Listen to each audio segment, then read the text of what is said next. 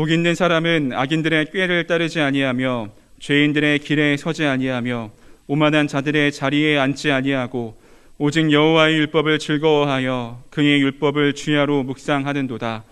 그는 시냇가에 심은 나무가 철을 따라 열매를 맺으며 그 잎사귀가 마르지 아니함 같으니 그가 하는 모든 일이 다 형통하리로다. 아멘. 네, 오늘 우리 매화교회 성도님들 또 특별히 오늘 교회학교 우리 친구들이 이 자리에 모였는데 우리 마지막까지 오늘 신년 특별 새벽 기도에 믿음의 경주를 달려오신 분들 축복합니다. 오늘 특별히 이렇게 제가 보니까 미래의 매화교회 장로님들, 권사님들, 여기 집사님들 다 나와 계세요. 네, 이분들이 귀하게 믿음의 유산을 물려받아서 정말 놀라운 일을 할 줄로 믿습니다. 여러분들 오늘은 교회학교 특별히 다음 세대 축복하는 날입니다. 여러분들 말씀의 은혜도 받으시고 여러분은 오늘은 특별히 꼭 여러분들 다음 세대 우리 교회학교 위해서 중보해 주시면 좋겠습니다. 특세 우리 특별 새벽 기도에 이렇게 열심히 달려왔는데 제가 걱정이 하나 있어요. 다음 주 월요일 새벽 기도는 어떨까? 이대로 가는 거 맞습니까? 네, 여러분 다음 주에는 우리 일상의 새벽 기도가 시작이 됩니다. 이게 진짜 중요한 거죠. 진짜 이번 주는 특별한 거였어요. 특별한 거. 근데 다음 주부터는 일상의 기도의 자리에 우리가 서게 됐는데 오늘 여기 계신 분들이 정말 한 사람을 기도의 자리로 이렇게 초대하는 사랑의 섬김을 한번 해보시면 좋겠어요. 근데 이 초대가 왜 중요하고 귀하냐 하면 여러분이 초대하면 여러분은 이 자리에 있어야 돼요, 없어야 돼요? 네, 초대하고 안 나오는 거 없는 겁니다. 그러니까 여러분이 기도의 자리로 초대할 때 여러분은 이미 복받은 자가 되는 거예요. 중보의 기도의 자리, 사명의 자리에 여러분을 스스로 한번 세워보시기를 바랍니다. 다음 주에 저희가 기도할 때는 진짜 더 큰 은혜를 하나님이 부어주실 줄 믿습니다. 오늘 우리가 읽은 말씀은 시편 1편 너무 유명한 말씀이죠. 이 말씀은 복 있는 사람에 관한 이야기를 하고 있습니다. 여러분 복 있는 사람은 누구입니까? 하나님이 복을 주시는 자리에 가 있는 사람이에요. 복 있는 사람은 복 받으려고 자기 계획 세우고 아주 치밀하게 준비해서 자기가 그 복을 쟁취해내는 사람이 아니라 하나님이 기뻐하시고 이미 축복하신 자리에 가 있는 사람입니다. 예를 들어서 전도의 자리에 나아갔어요. 이미 하나님이 복 주시는 자리에 서 있는 거죠. 선교하는 자리에 자기가 나가 있어요. 이미 하나님이 은혜를 부어주시는 자리 아니겠습니까? 어렵고 힘든 이들 돕는 손길 되어서 돕는 자리에 나가 있어요. 정말 지혜로운 사람이죠. 왜요? 하나님이 가장 작은 자에 관심하고 계시니까 그를 돕는 자리에 나가 있다. 하나님이 기뻐하시는 그 자리에 나가 있는 겁니다. 그래서 성경은 결코 복 있는 사람에 관해서 이야기할 때 어떤 자격에 관해서 무엇을 소유했는지에 관해서 말하기보다 그 사람이 지금 어디에 위치해 있는지에 대해서 관심하고 계세요. 기도의 자리에 지금 나아가고 있는지, 그리고 정말 사랑을 베풀며 섬기는 자리에 서 있는지를 보십니다. 그러니까 그 사람이 어디에 위치해 있는지, 또 어디에 있기를 즐겨하는지, 어떤 삶의 방식을 그가 즐거워하고 그렇게 살아가는지, 여기에 다 초점이 모여 있어요. 여러분 너무나 많이 들은 말씀이지만 오늘 1절 말씀을 한번 잘 따라가 보세요. 복 있는 사람은 악인들의 꾀를 따르지 아니하며 죄인들의 길에 서지 아니하며 오만한 자들의 자리에 앉지 아니하고. 복 있는 사람이 어떤 능력 있는 사람이라고 말하지 않습니다. 어떤 자격 말하지 않아요. 철저하게 어느 길에 있을지, 어느 자리에 있을지, 어느 방향으로 갈지 하나님의 뜻대로 그것을 따라가는 사람입니다. 악인들의 꾀에 따르지 않고 죄인들의 길에 서지 않고 오만한 자들의 자리에 앉지 아니하고. 그러니까 성서적인 복의 개념은 아주 철저하게 무엇을 얻느냐에 관심하고 있지 않아요. 무슨 자리에 지금 내 힘으로 그 자리에 올라가는 거 그거 말하지 않아요. 하나님의 뜻이 있는 그곳에 내가 머무는 것이 그것이 진짜 하나님의 복과 연관이 있다는 겁니다. 그러니까 여러분이 정말 하나님의 뜻대로 하나님이 원하시는 곳에 서 있어야 하는 거예요. 정말 하나님께서 원하시는 곳에. 여러분 그렇게 살아가면 주어지는 은혜가 있는데 그게 뭐냐 하면 말씀이 주는 기쁨을 맛보며 살게 된다는 겁니다. 그게 진짜 기쁨이죠. 진짜 즐거움이에요. 그래서 여호와의 율법을 즐거워하고 주야로 말씀을 묵상하게 되는 겁니다.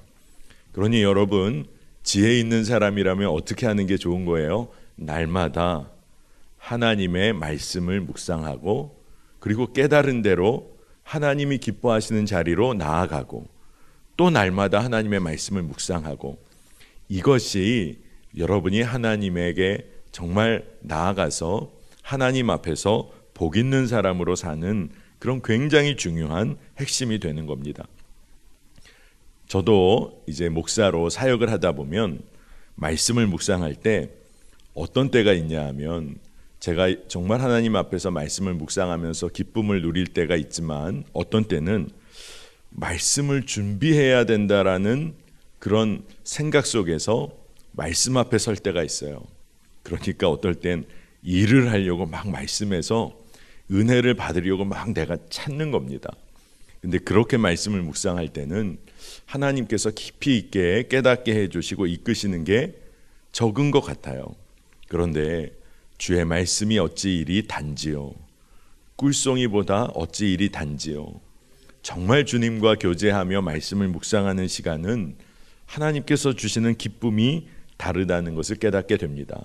그래서 말씀을 이제 준비할 때도 일상의 날마다의 말씀의 묵상이 바탕이 되어서 말씀을 준비할 때 그때 기쁨이 있더라고요. 여러분들도 오늘 날마다 말씀의 비옥한 동산을 거닐라 이렇게 말씀의 제목을 잡았는데 여러분 날마다 매일 묵상하는 겁니다. 그래서 생명의 근원이 되시는 하나님 안에 거하는 거예요. 오늘 여러분들이 이 말씀 강단의 바를 보시면 예수 생명으로 충만한 교회, 여러분의 삶이 그래야 하는 것이죠. 예수님의 생명으로 충만해야 합니다. 그리고 예수님 안에 거해야 하는 거예요. 예수님께서는 요한복음 15장에서 나는 포도나무다 너희는 가지다 이렇게 말씀하셨어요. 그러니까 우리는 예수님께 붙어있는 존재입니다. 예수님에게 속해야지 생명을 누리는 가지, 그 존재인 거예요. 그런데 가지가 열매 맺으려고 노력하는 거 아니잖아요. 생명의 근원되는 포도나무에 붙어 있으면 어떻게 돼요? 가지에는 열매는 맺혀지는 거예요. 그러니까 우리의 인생이 열매 맺으려고 이리저리 쫓아다니며 애쓰는 인생이 아니라 제일 핵심은 예수님께 속하여 있어서 여러분의 가지에 열매가 맺혀지는 거예요. 다시 말해서 은혜로 사는 인생이라는 겁니다. 그러니 오늘 우리 교회학교 친구들도 많이 나와 있는데 꿈을 꾸다 보면 정말 하나님 안에서 꿈을 꾸다가도 세상이 주는 두려움이 있다 보니까 염려하게 되는 거예요. 나는 어떻게 될까? 고등학교 땐, 대학교 땐 결혼은 어떻게 될까? 염려하게 되는 게 많습니다. 장래 일에 대한 염려, 불안이 있어요. 그런데 내가 지금 예수 그리스도와 동행하고 있고 포도나무 대신 주님께 내가 붙어 있다고 한다면 여러분 두려워하지 않아도 돼요. 10년 후, 20년 후에 내 모습을 지금 몰라요. 알 수가 없습니다. 그런데 여러분이 주님과 지금 동행하고 있다면 정말 잘 가고 있는 거예요. 그런데 예수 그리스도와 지금 내가 동행하고 있다는 증거는 뭡니까? 성령님께서 내 안에 계신 증거이기도 하죠. 그런데 일상 가운데서는 여러분이 날마다 하나님의 말씀을 묵상하고 있는데 그것이 내 마음의 기쁨이 돼요. 그리고 그 말씀대로 살기를 원해요. 여러분 주님과 동행하고 계신 증거 중에 증거인 겁니다. 그래서 오늘 이곳에 모인 모든 분들, 특별히 우리 교회 학교 친구들이 날마다 하나님의 말씀 앞에 서는 은혜가 있으면 너무나 좋겠어요. 그래서 하나님의 말씀의 동산을 날마다 거닐다 보면요, 어떤 통일된 어떤 하나의 말씀이 나에게 강하게 올 수도 있지만 하나님이 내 삶의 주관자가 되시고 내 삶의 왕이 되시고 또 내 삶을 이끄시는 완전한 부모님이 되시니까 그때그때 필요한 말씀을 주세요. 일상의 관계 가운데서 여러분 부모님들이 여러분에게 아침에 너 일어나라, 밥 먹어라, 너 학교 갔다 오면 너 학교에서 어땠니? 친구랑 무슨 일 있었니? 직장 다닐 때는 직장에서 어려운 일 없었니? 밥은 먹고 다니니? 어머니 아버지가 늘 하시는 일상적인 말씀들이 있죠. 여러분, 근데 하나님의 말씀을 우리가 매일 묵상할 땐 어떨까요? 엄청난 어떤 말씀을 그것만 특별히 구별해 주실까요? 하나님은 여러분에게 그래 오늘 정말 말씀대로 사는데 힘이 되는 일상적인 말씀도 우리에게 주실 거예요. 그러면서 주님과의 관계가 아주 친밀해지는 거죠. 그래서 많은 분들이 이러한 관계를 주님과의 인격적인 관계다, 이런 표현을 쓰기도 합니다. 정말 주님과 교제하며 사는 거죠. 근데 그 말씀이 내 마음에 심겨지고 날마다 묵상하게 되니까 그것이 너무나 분명해지는 거예요. 제가 미국에서 목회할 때 제가 속한 연회 감독님이 들려주신 이야기가 하나 있습니다.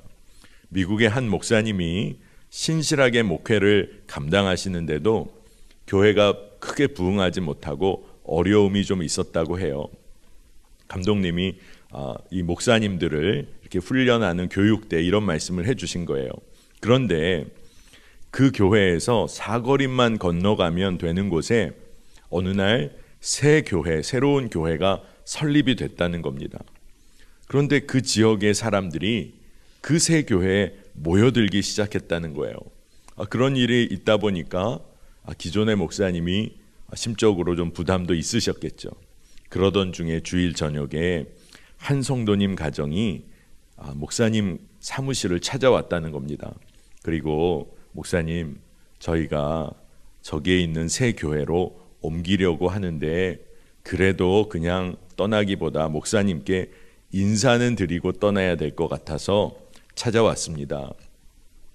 여러분, 그 목사님 마음이 어떠셨을까요? 근데 그러고 가셨으면 됐는데 이분이 뭐라고 또 얘기를 하냐면, 제가 저 교회에서 말씀의 은혜를 누리게 됐어요. 이 얘기를 하더랍니다. 여러분 왜 웃으시죠? 그러면서 그 교회에 가는 이유를 말하고 목사님께 정중히 인사를 하고 나갔다는 거예요. 아마 그 목사님 마음이 많이 어려우셨겠죠. 그 일을 겪은 다음에 이 목사님이 내가 진짜 말씀을 잘 전해야겠다. 성도들에게 은혜를 끼쳐야겠다. 내가 열심히 준비해서 말씀 정말 잘 전해야지. 이러면서 주님께 계속 기도를 하고 있는데 주님 주시는 마음이 갑자기 확 들어오는데, 네가 말씀 잘 전하려고 하는 것 중요한 거 아니라 성도들이 스스로 하나님 말씀 앞에 서도록 네가 도와야 해. 그 이야기 말씀을 주시더라는 겁니다. 스스로 말씀의 꼴을 찾아 먹을 수 있도록 성도들을 세우고 키워야 하는 거야. 네가 말씀 전하는 거 중요한 게 아니야. 이 마음을 주셨다는 거예요. 그러면서 이 목사님의 마음에 회복이 일어나기 시작했다는 겁니다. 그렇지. 내가 잘 전하는 게 중요한 게 아니라 하나님의 말씀에 생명이 있지. 그 말씀을 성도들이 매일매일 찾아 먹도록 하면 되겠구나. 이게 깨달아진 다음부터 목회의 방향이 바뀐 거예요. 성도들이 말씀 앞에 서도록, 하나님의 말씀 앞에 스스로 서도록 계속 그 목회를 하셨다는 겁니다. 여러분, 그 교회가 부흥했을까요? 안 했을까요? 하나님이 주시는 부흥, 외적 성장을 떠나서 하나님이 부어주시는 부흥을 이 교회가 경험하기 시작한 거예요. 여러분, 한번 오늘 이 이야기를 여러분 잘 생각해 보세요. 누군가가 떠먹여주는 은혜의 말씀 수준에서 우리가 벗어나야 한다는 겁니다. 하나님께서는 우리에게 기록되어진 하나님의 말씀을 우리 손에 주셨어요. 그리고 우리나라처럼 성경을 이렇게 쉽게 구할 수 있는 나라는 없습니다. 곳곳에 가면 성경이 있어요. 여러분, 스스로 하나님 말씀에 꼴을 먹는 훈련을 해야 하는 겁니다. 날마다 말씀의 동산을 거니는 거예요. 그러면 어떤 일이 있을까요? 하나님의 말씀은 생명이고 능력이니까 날마다 말씀의 꼴을 먹는데 우리의 삶이 얼마나 풍성해지겠습니까? 세상을 이길 힘이 왜 없겠어요? 그리고 여러분을 통해서 많은 사람들이 왜 주께 돌아오지 않겠습니까? 우리가 이 말씀을 붙잡고 살아야 하는 겁니다. 그러면 하나님의 말씀을 매일 묵상할 때 그러면 어떻게 묵상해야 할까? 여러분이 오늘은 한 4가지 정도 우리가 초점을 가지고 말씀을 읽으면 좋겠다. 이 이야기를 여러분과 나누려고 합니다. 첫 번째가 여러분이 말씀을 묵상하면서 깨달아야 하시는 것이 하나님이 하신 일을 볼 수 있어야 한다는 거예요. 말씀을 보면서 하나님이 하셨구나. 그래서 어떤 일상 가운데서도 여러분이 어떤 일들을 경험할 때 믿음의 눈으로 보고 고백하게 되는 게 있어요. 주님이 하셨구나. 주님이 하셨습니다. 이 고백이 말씀 묵상을 통해서 우리 안에 자라나야 하고 말씀을 볼 때도 마찬가지입니다. 내가 한 줄 알고 사는 인생을 우리는 대개 삽니다. 내가 했지. 나 때문에 된 거지. 내가 한 일이야. 그런데 말씀을 묵상하면서 말씀 앞에 서면서 뭘 보게 되냐 하면 성경에는 온통 무슨 이야기예요? 하나님이 하셨구나. 하나님이 이 역사를 주관하시는구나. 그래서 그 말씀을 보면서 주님이 하셨다는 걸 깨닫고 그게 기쁨이 되는 거예요. 그 기쁨이 우리의 삶의 능력이 됩니다. 여러분, 왜냐하면 또 다른 상황에서 이와 같은 일을 만날 때 나는 실패할 수 있어요. 하지만 주님은 신실하시고 선하시기에 이 일을 이루실 줄을 믿게 됩니다. 정말 그래요. 말씀을 묵상하다 보면 이 같은 상황에서는 나는 실패할 수밖에 없지만 주님은 이 일을 온전히 이루시겠구나. 이게 믿어지는 거예요. 이게 우리의 삶에도 적용이 되는 겁니다.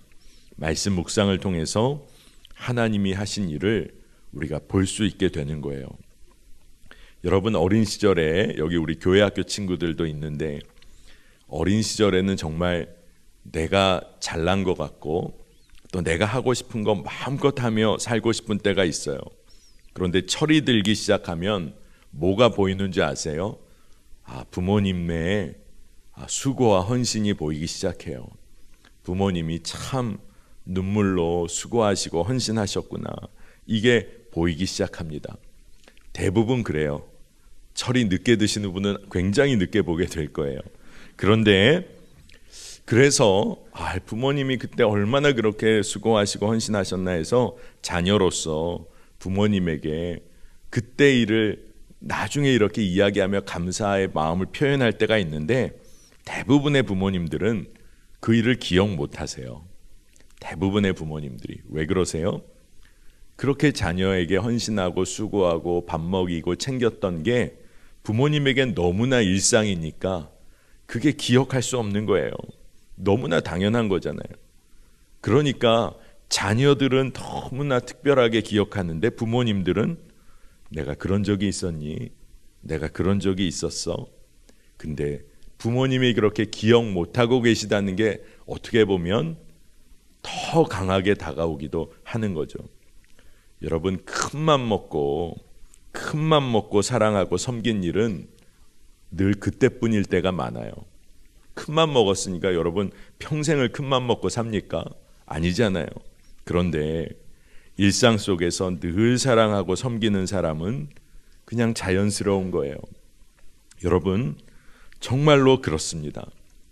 하나님께서 행하시는 일을 우리가 잘 못 보는 이유는 하나님께서는 너무나 우리의 일상 가운데 사랑으로 우리를 충만히 채우고 계신 거예요. 그러니까 우리가 잘 모르는 거죠. 그런데 여러분, 하나님이 하신 일을 말씀을 통하여 계속 묵상하다 보면 우리의 삶에서 행하시는 주님을 보게 되는 겁니다. 자, 두 번째로 말씀을 읽을 때 여러분 꼭 질문해 봐야 돼요. 이 하나님의 말씀, 이 언약, 이 약속의 수혜자가 누구인가? 여러분 성경을 읽을 때 다 딴 사람 이야기처럼 들리십니까? 그게 아니라 여러분이 성경의 주인공이라고 여기고 말씀을 읽어보세요. 말씀이 완전히 다르게 들립니다. 아브라함과 다윗의 이야기를 읽을 때 아브라함과 다윗에게 하신 그 언약의 한 복판에 내가 있구나. 복의 근원이 되리라는 하나님의 언약의 말씀을 들으면서 묵상하면서 그래, 나에게도 이 언약의 말씀을 주셨지. 여러분, 말씀을 읽으면서 하나님의 말씀이 나에게 주시는 것으로 취하는 게 얼마나 복된지 모릅니다. 이사야서 55장 1절과 3절을 이어서 보면 오호라 너희 목마른 자들아 물로 나아오라 돈 없는 자도 오라 너희는 와서 사 먹되 내가 너희를 위하여 영원한 언약을 맺으리니 곧 다윗에게 허락한 확실한 은혜니라. 아멘. 이 말씀을 읽으면서 어떻게 해야 되는 거예요? 내가 너희 목마른 자들아 물로 나아오라. 네, 주님, 제가 나아갑니다. 제가 주님 앞에 나아갑니다. 다윗에게 허락한 확실한 은혜니라. 나에게 허락하신 주의 약속의 말씀이구나. 여러분, 믿음으로 받기 시작하면 그것이 완전히 다른 이야기가 되는 것을 보게 됩니다. 여러분, 영화 좋아하시나요? 좀 오래된 영화이지만 우리나라에서 한때 국제시장이라는 영화가 굉장히 많은 관객이 든 적이 있습니다. 저도 가족들과 극장에 가서 보았던 기억이 있어요. 아마 우리 교회 학교 친구들은 무슨 영화인가 할 겁니다. 6.25 사변 한국 전쟁 때 아버지와 또 막내 여동생과 헤어진 한 아이의 이야기예요. 그래서 어머니 또 다른 여동생 한 명은 함께 이렇게 피난을 갈 수가 있었던 한 남자 아이의 이야기입니다. 아버지가 뭐라고 이야기를 해줬냐 하면 부산에 꽃분이네라는 친척 상점에서 만나자. 지금 헤어지지만 그 아빠 이야기 하나 딱 붙잡고 그리고 아빠가 무슨 얘기를 했냐 하면 그 꼬마 남자의 아이에게 엄마와 여동생 가족들을 부탁한다. 왜 그 아빠가 그 얘기를 했을지 몰라요. 그 남자 작은 꼬마 아이한테 그 이야기를 부탁하고 헤어지게 됩니다. 그 아이가 큰 역할, 커서 성인이 되었을 때 황정민이란 배우가 이 역할을 감당하는데 그 아빠의 부탁 때문에 청년이 되어서도 자신의 꿈은 뒤로 합니다. 그래서 파독 광부로 가서 일하고 이 가정을 세우려는 거죠. 동생 시집 보내려고 베트남 참전하고 삶의 굴곡진 모습을 다 보여줘요. 아마 이 영화를 보신 분들은 아마 그래 그랬지 하실 겁니다. 근데 제가 어떤 대목에서 영화를 보다가 제가 웃음이 터졌냐 하면 거기에서 헤어졌던 어린 여동생과 이렇게 이산가족 찾기를 통해서 그 동생을 찾는 장면이 나와요. 근데 이 황정민이 아마 자기 동생이 미국에 입양된 것 같이 여겨져서 미국에 입양된 여성과 TV를 통해서 한국에서 TV를 통해서 이렇게 만나게 되는 장면이 있어요. 남매인지를 확인해가는 과정이 나옵니다. 그러니까 되게 좀 감동적인 장면이거든요. 한국인이라면 눈물을 흘릴 수밖에 없는 장면인데 제 극장 뒷좌석에 할머니 몇 분이 오셔서 영화를 보셨었나 봐요. 갑자기 뒤에서 막 대화가 터졌습니다. 그 엄마 닮았네. 딸이 맞아. 진짜네 진짜. 한 분은 진짜 남매 아니야? 너무 닮았다. 갑자기 맞다 틀리다 얘기가 계속되는데 제가 갑자기 웃음이 터졌어요. 저도 막 감동을 받으려다가. 근데 그때 생각이 나는 이유가 그 할머님들이 영화를 진짜 제대로 보신 거죠. 그 영화 속에 들어가신 거예요. 막 영화 스크린 뚫고 들어가신 거죠. 그래서 거기서 이거 맞다 틀리다 근데 아마 그분들 영화가 아마 생생하게 느껴졌을 겁니다. 여러분, 모든 이야기들이 감동적인 이유가 있어요. 왜냐하면 그 이야기의 어느 부분이 내 삶과 이렇게 연결이 될 때, 그때 감동이 됩니다.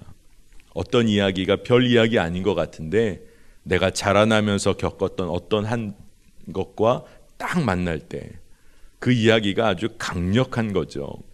하나님의 말씀이 왜 우리 삶의 등불이 되고 능력이 될까요? 하나님께서 그 자녀를 위하여 하나님의 말씀을 주세요. 그리고 여전히 일하고 계세요. 내 삶의 지금 상황과 하나님의 말씀이 만나요.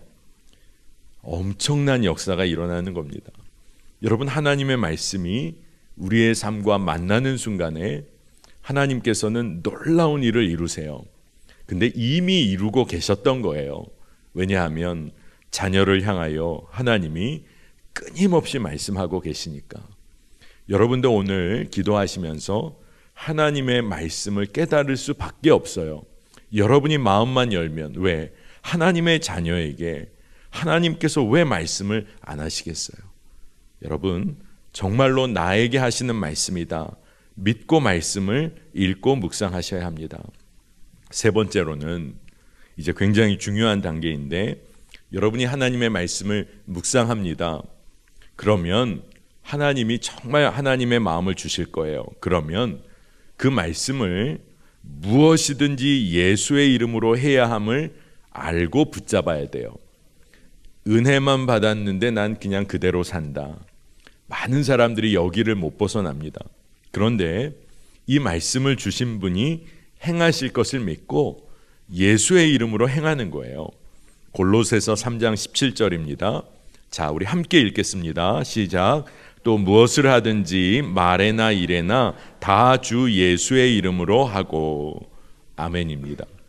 여러분, 말에나 일에나 다 주 예수의 이름으로 하고.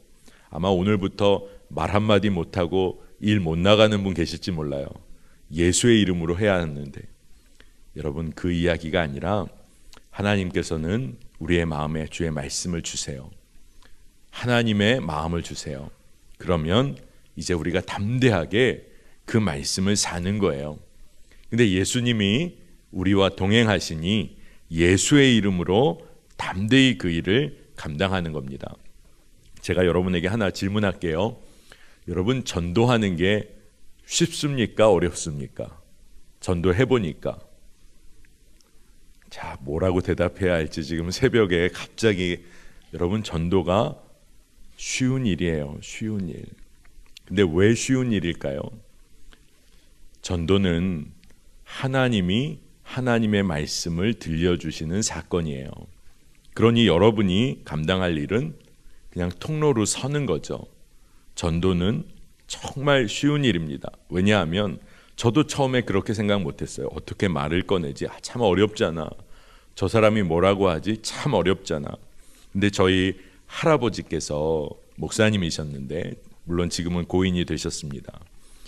은퇴하신 다음에 늘 오후가 되면, 정해진 시간이 되면 혼자 양복으로 다 갈아입으시고 본인이 이렇게 만들어서 제작하신 전도지를 가지고 늘 밖에 나가셨어요. 저도 어린 시절에 할아버지를 따라 여러 차례 나가본 적이 있는데, 그 당시에 할아버님께서 방배동에 사셨는데, 방배동 한쪽에 이렇게 가보면 지금도 있나 모르겠습니다. 카페 골목이라고 해서 아주 화려한 카페들도 많고 사람들이 많이 다니는 곳이 있는데, 저희 할아버님이 거기서 양복 입으시고 서서 전도지를 하나씩 나눠주시는데 공손하게 인사를 하시면서 전도지를 나눠주셨어요.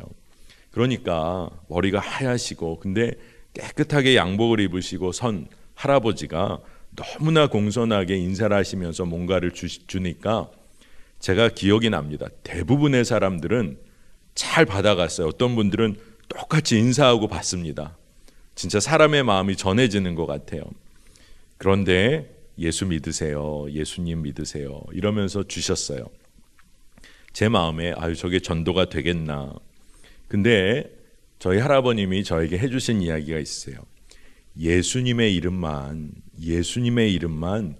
저분들의 마음에 들려줘도 전도가 된 거야. 하나님께서 하나님의 때에 열매를 거두신다. 그 이야기를 해주셨어요. 저는 어렸을 때 그게 무슨 얘기인지를 몰랐습니다. 근데 여러분, 예수 그리스도의 이름에 능력이 있잖아요. 예수님의 이름이 마음속에 한 번만 심겨져도 하나님께서는 하나님의 때에 그 일을 이루세요. 제가 이번 한 주 여러분의 기도 카드를 가지고 간절히 함께 기도하는데 가족 구원의 문제를 놓고 기도하는 분들이 많으시더라고요. 그런데 여러분, 정말 끝까지 기도해야 됩니다. 가족들에게 여러분이 말에나 일에나 주 예수의 이름으로 한번 해보세요. 여러분, 그 가족 구원의 기도 제목 가지신 분들, 하나님께서 나를 우리 가정에 선교사로 파송하셨구나 라고 믿고 끝까지 사랑으로 섬기며 기도해 보세요. 그러면 하나님께서 그 일을 이루실 줄로 믿습니다. 우리가 하나님의 마음을 품으면, 말씀을 품으면 끝까지 예수의 이름으로 감당하는 거예요. 그게 말씀 묵상을 제대로 하는 겁니다. 여러분 꼭 기억하면 좋겠어요. 자, 마지막으로 여러분이 하나님의 말씀을 날마다 묵상할 때 우리의 삶은 끊임없이 무너질 수 있어요. 그런데 어떻게 해야 되는 거죠? 오늘 무너져도 내일 하나님의 말씀 앞에 서는 겁니다. 그리고 또 오늘 무너져도 하나님의 말씀 앞에 나아가는 거예요. 여러분, 사랑하고 용서하라는 말씀을 받았어요. 그러면 이 말씀 받고 사랑하고 용서했더니 그냥 하루 만에 문제가 해결되나요? 그렇지 않아요. 하지만 사랑하고 용서하는 일을 끝까지 붙잡고 나아가는 거예요. 누가복음 11장 4절에 우리가 우리에게 죄 지은 모든 사람을 용서하오니 우리 죄도 사하여 주시옵고, 이런 하나님의 말씀 앞에 우리가 섰다. 내가 용서해야지. 근데 잘 안 돼요. 그러나 또 용서하는 삶 사는 거예요. 골로새서 3장 13절에 주께서 너희를 용서하신 것 같이 너희도 그리하고, 이 말씀을 마음에 새겼어요. 그러면 오늘 또 한 번 용서하는 자리에 서는 거예요. 그런데 주님으로부터 내가 용서함을 받았다는 기쁨이 너무나 분명한 사람은 어떻게 할까요? 용서하는 자리로 나아가요. 겸손하게 주의 사랑을 증거할 수밖에 없어요. 하나님의 말씀 앞에 서면 그 말씀대로 살게 되고, 그 말씀대로 살다 보니까 삶이 바뀌기 시작하는 거예요. 여러분, 용서한다, 여러분이 용서를 베푼다, 여러분이 구원받았다는 증거 중에 증거예요.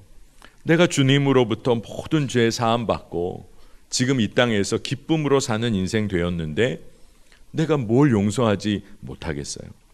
그런데 인간의 마음으로는 안 되죠.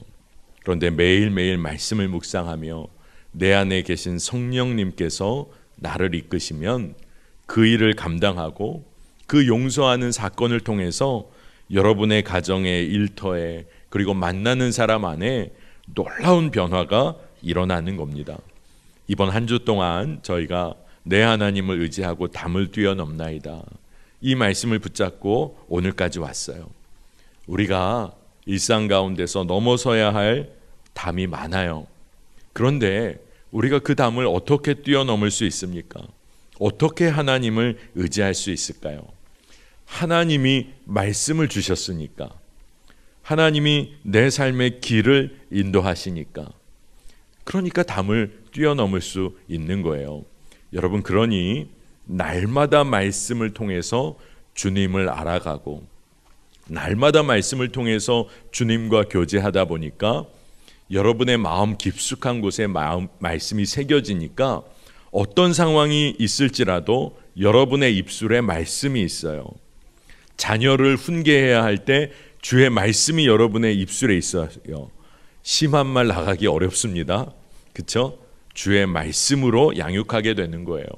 이런 삶이 말씀에 사로잡힌 삶입니다. 여러분, 말씀에 사로잡혀서 산다, 얼마나 놀라운 일이에요. 여러분의 삶이 하나님의 말씀에 이끌리게 된다, 여러분의 인생의 방향이 완전히 다르게 될 겁니다. 여러분, 그러니까 우리가 기도해야 돼요. 주님, 매일매일 말씀에 사로잡힌 삶을 살기 원합니다. 그리고 여러분이 날마다 말씀을 묵상해야 돼요. 특별히 오늘 우리 교회학교 친구들 왜 이렇게 설교가 길어 이런 마음도 들겠는데 한 가지만 기억하세요. 내가 날마다 하나님의 말씀을 붙잡으면 하나님이 내 꿈을 이루실 거야. 날마다 내가 하나님의 말씀 단 한 구절이라도 붙잡으면 하나님은 나에게 지혜를 주실 거야. 우리가 날마다 우리 매화교회 모든 성도님들 또 온라인으로 예배하는 모든 성도님들 날마다 비옥한 하나님의 말씀의 동산을 거니는 말씀에 사로잡히는 축복을 받으시기를 축복합니다.